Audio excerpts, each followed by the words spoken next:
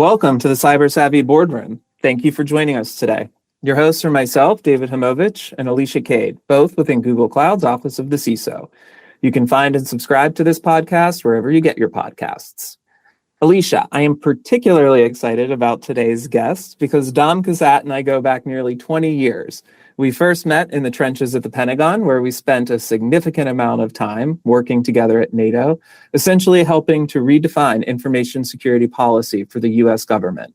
It's rare to find that kind of history with the guest. And talking about history, I remember the first time I met Dom, it was in Manhattan, and we were actually discussing mixology.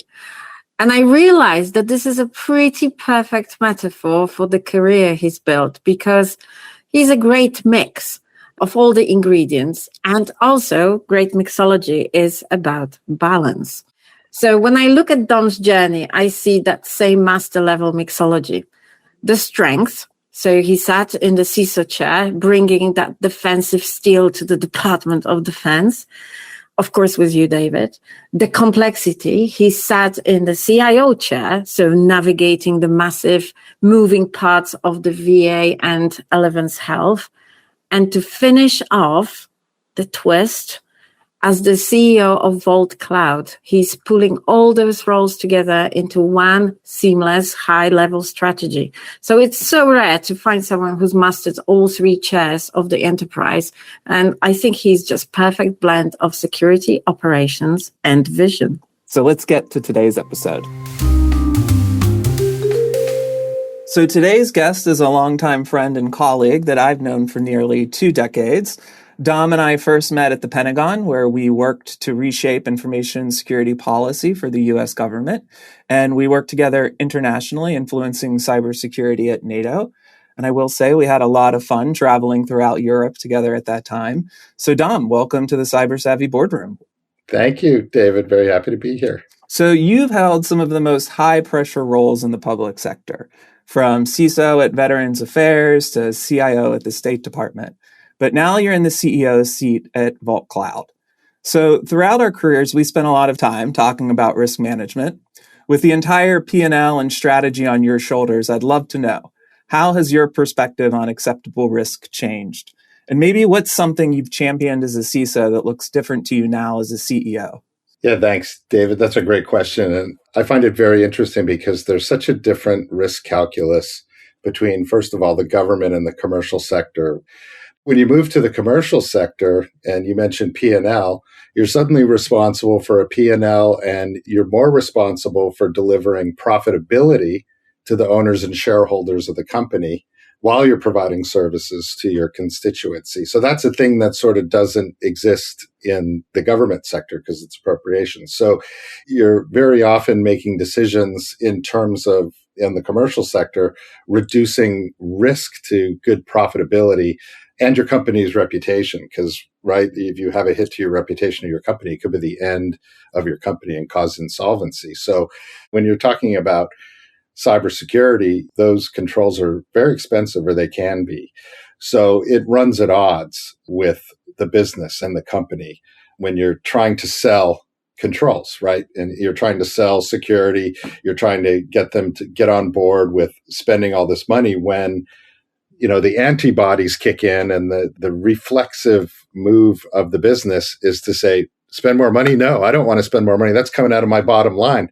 So when you're looking at that, it really turns into more of a partnership with the business instead of becoming this adversarial sort of nemesis to them and sort of inflicting the controls on them.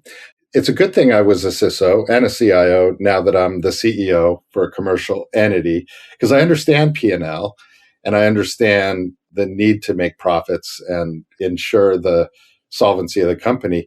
But I also understand that cybersecurity is what can help get you there, across confidentiality, availability, and integrity. And arguably those last two are the most important things to the business, right? They want the services available when they need to be available, and they want those services to be delivered in a way that were promised to the customers. So if you understand cybersecurity, it helps get you that. So I know as a CEO now that the conversation needs to be more about the business and the mission. It needs to start there. And you need to sell the business on how, if we select the right controls, and we don't need to select all of them, it is a risk calculus, like I said at the beginning, but you select the right collection of controls that gives you the most bang for the buck to secure your data, protect your reputation, and then get the services to your customers in a way that they'll keep coming back for more, and they'll spread the word about you and say you're reliable, you provide good services, you should use them. So that's kind of the way I look at it now. So Dom, let's unpack it a little bit more, because in the CEO seat, you are, metaphorically speaking, the bridge between the management and the board, and that includes CISO. So I guess you actively manage that dynamic to ensure both sides are on the same wavelength and plateau, which we just discussed, right? The P&L is important, but security is also important. So let's do it in the right P&L friendly way.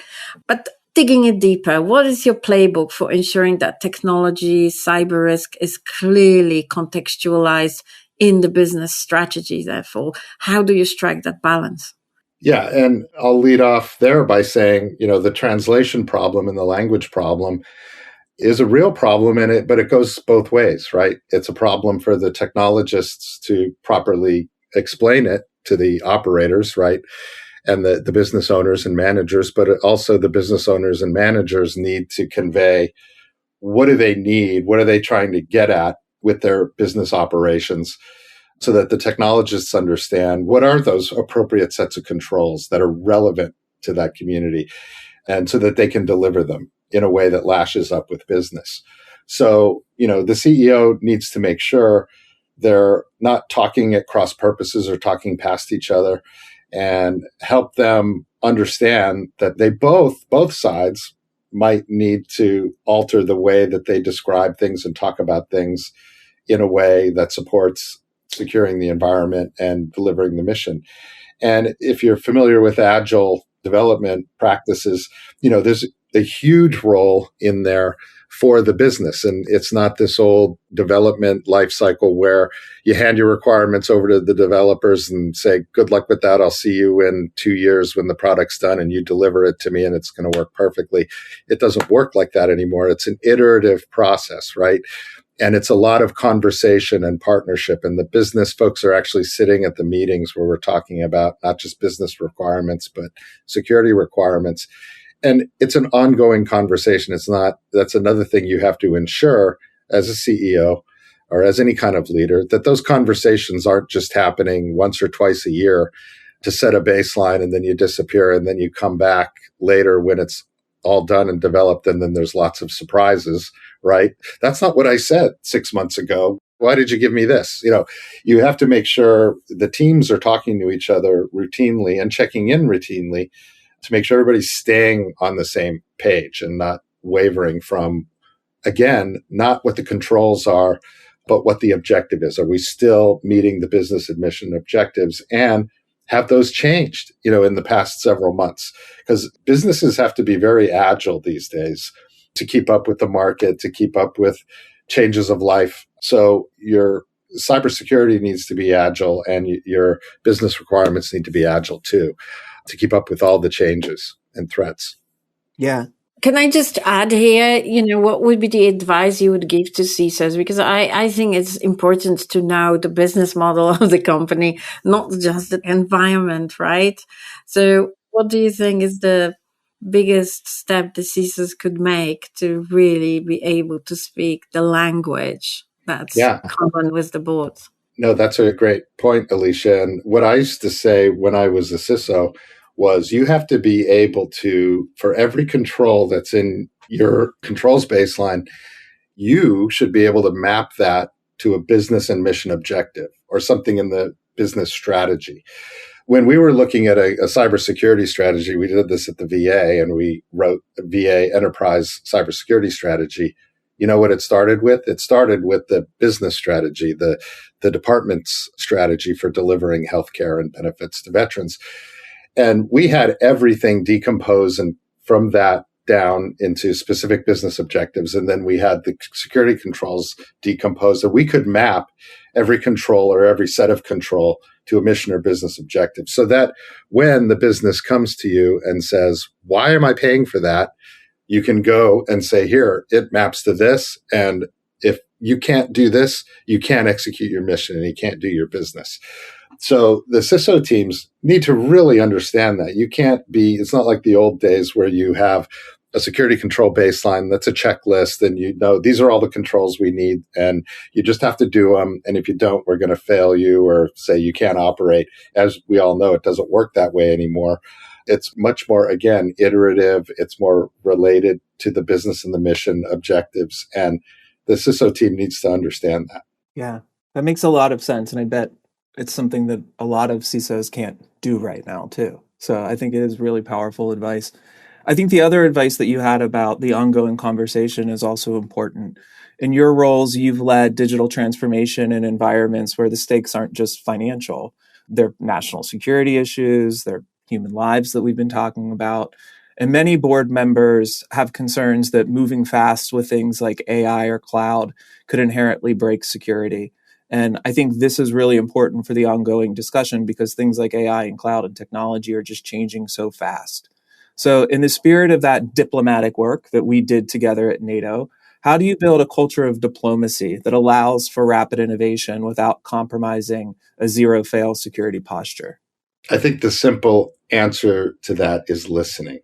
Before you do anything, before you advocate, before you build requirements or a strategy, you must listen to your constituency and the people you're securing and providing security services for or technology services for.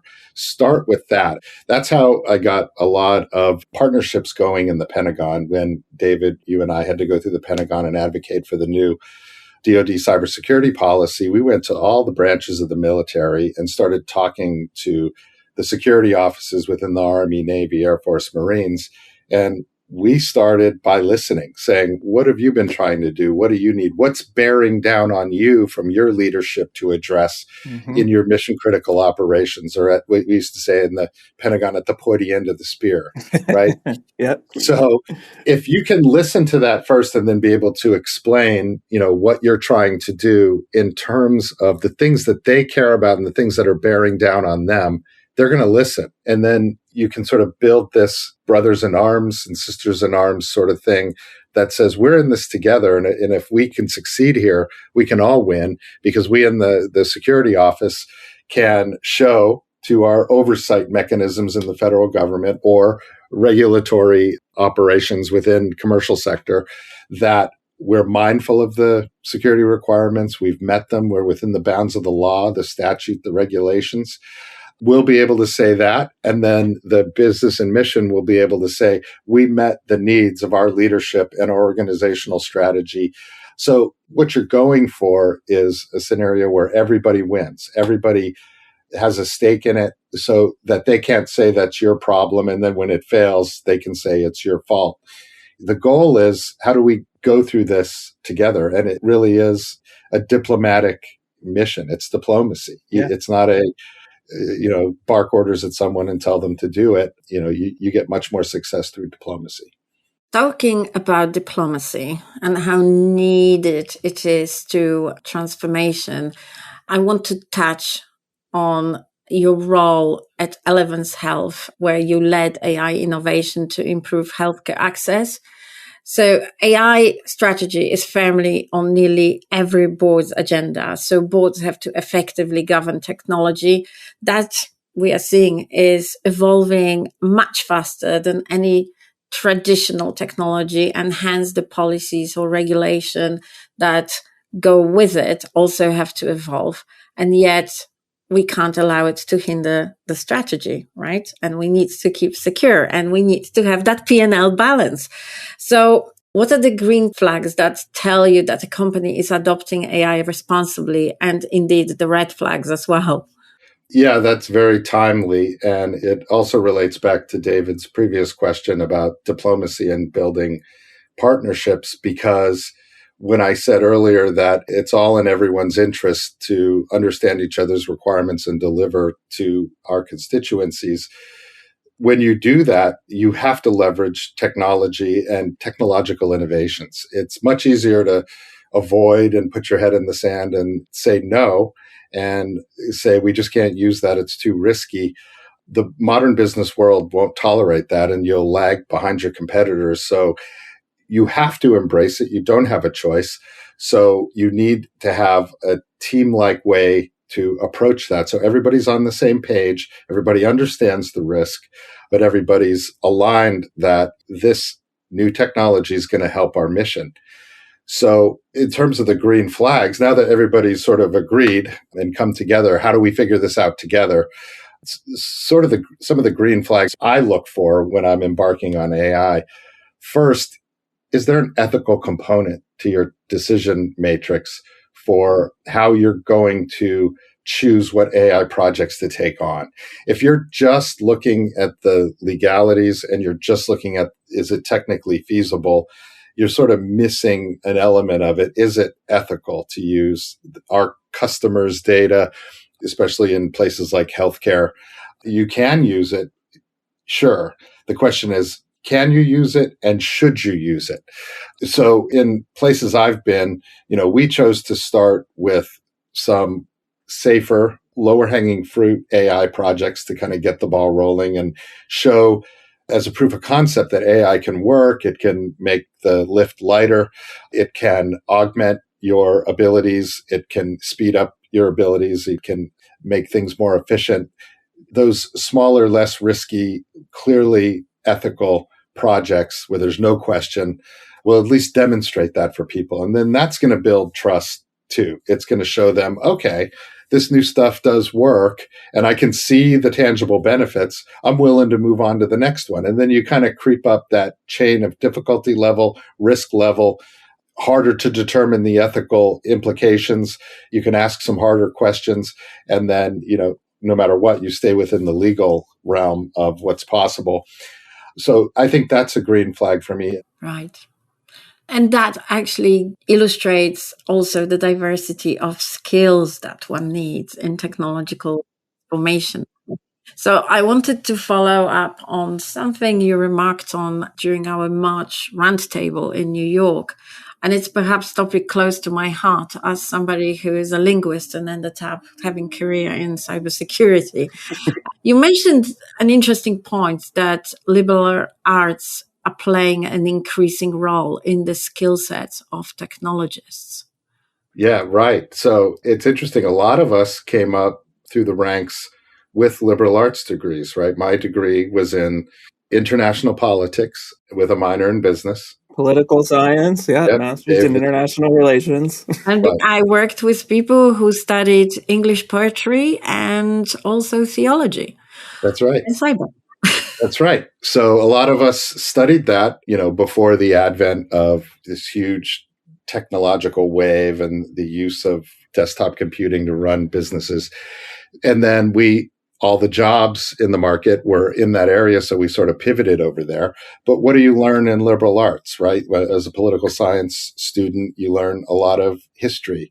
I learned a lot about how foreign cultures evolved. I took classes in anthropology, how people live and why they develop the way they develop. So when you study things like that, you don't just understand the what, you understand the why and the how that things got to where they are now. The problem and this was brought up at the board meeting, the problem now is with the advent of AI and all these tools and this automated world we're living in, that computers will just do things for you and create things for you. A lot of people coming into the business now aren't asking the question of why. How did it get here? How did this process or this computing mechanism evolve to the point where it is? It just did. And it's just here because it came up through automated means or AI programming. So I think those of us who came up through the ranks of liberal arts, maybe we put it like a bit of a keener eye to ask the question, why? How did we get here? Why did we get here? Why are we staying here? Are there things that should change? It's breadth and depth, right? When you're studying liberal arts, you have a lot of breadth classes and depth classes. And I think we need to think about that as technologists now. It's not just about the science and the ins and outs and the bits and bytes. It's also about what the breadth and depth of what are the processes we're trying to automate and why are we doing it this way and how did we get here? So Yeah. I just think it's a very interesting discussion. So I'm going to shift us to maybe a slightly less interesting point, but I think, Dom, you probably can put a great spin on this, and we'll talk a little bit about compliance. Because we often see organizations treating cloud compliance like it's this manual treadmill. And at Google, we've been pushing for compliance as code, invisible, automated. So now that you're at Vault Cloud, do you see that kind of friction as a necessary evil of highly regulated industries? Or are we just working harder because we haven't yet structurally shifted from manual checklists to automated governance? Yeah, it's interesting because compliance was often seen as the silver bullet or the golden ticket. If I'm compliant, I'm safe, right? And if I can show that, I can show a report that I complied, then we're good. We don't have to think about it anymore till the next audit or the next year. So it's funny, when I was a CIO or a CISO, often board members or secretaries of departments would, look me in the eye and ask me, "Hey, Dom," I'd see him in the hallway and they'd say, "Hey, Dom, are we safe? And, is everything secure?" And the whole Pentagon, Dom. That's right. Are we good? And, the answer has to be no, we're not safe. We're not secure. But what I can tell you is we're successfully managing the risk in a way that our business can operate freely and securely. There's always going to be risk, but the important thing is we're managing it. And you're never 100% secure. It is an ongoing battle, but you use risk management to mitigate that and get away from that checklist mentality, right? Yeah. Because, the way the security controls and baselines should work is that's your starting point, right? It's not the ending point. That's the starting point for you to start to ask the questions, what risk can I live with? And in the modern day, that risk is constantly changing, right? So it has to be a constant. I wouldn't call it a treadmill, because the treadmill sort of connotes this compliance list that you're constantly implementing and updating controls that are on a list, right? And it just the list never ends, or it's constantly updated. This is more about thinking about how your business is changing, how the threat landscape is changing, what are the new tactics, techniques, and procedures your adversaries or your competitors are using to try and get at your business, and staying ahead of it, right? So in my mind, that's sort of more of an exciting challenge and a mission to make sure you're understanding the environment you're operating in, which helps you on many levels. Mm-hmm. It helps you make your products better. It helps make you more competitive. It helps you manage your P&L. But it also helps you manage the money you're spending on cybersecurity, because it doesn't always mean you're going to up the game. Maybe you'll lower the controls you're investing in because you've realized, hey, that threat isn't really there anymore, or that risk is now managed by some other corporate function, right? So you could actually save some money through proper risk management by, letting off of some of the throttle you were on some of the controls, because there were very few organizational policies and procedures that were in place to preclude, the risk. So I think we have evolved, but I will still always look, now that I'm in the CEO role and looking my board in the face, and I will never tell them we are secure, but I will tell them we're managing the risk. Great point. That actually made me think of kind of the old cliche when you were talking that security is the office of no. And I laugh at that because I remember when we were at the Pentagon together, to kind of bring it back to the beginning of the episode, we would walk down those notoriously long hallways and people would see us and they would try to avoid us at all costs. But then by the time we left, or I left at least DoD, the culture had shifted so much that we were ducking away from people that were trying to ask us about security because we had just become so busy, right, about it. Right. Can you share maybe a moment or something from the high-stake days at your State Department or at Vault Cloud where a hardcore commitment to security wasn't a speed bump, but it actually was a competitive advantage for the organization? Yeah, and I'll even take it further, maybe before your days in the Pentagon when I started there. I was the guy who showed up in the room And we called it information assurance back then, and not even cybersecurity. And they'd say, everybody do introductions, and they'd say, okay, who are you? And I said, I'm from the Office of Information Assurance. And they said, what the hell's that?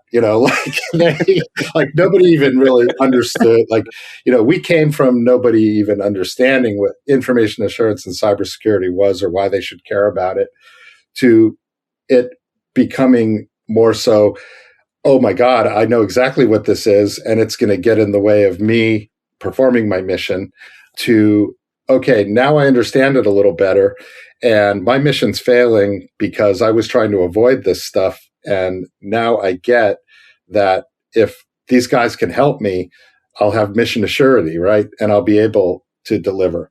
So yeah, you're exactly right. We saw that shift when we were working in the Pentagon, and I even saw it in the VA a bit, that once people understood the stakes, and when there were some use cases out there of data breaches or outages or denial of service attacks that really brought organizations down to their knees, it was like they needed those emotional moments to see and understand the stakes, right? And when a few of those happened while we were in the Pentagon, and you could list any number of them, or even, in the private sector, some of the incidents that happened there, and then people in the Pentagon would say, oh my God, what if that happened here? Right. For this mission? Oh my goodness, it would bring us to our knees. People started to get it, and they knew we were there because we were always raising our hand and saying, hey, you got to think about this, and this is what we're here to do. And they finally started, when we raised our hands, calling on us and saying, hey, yeah, can you come over and help us with this?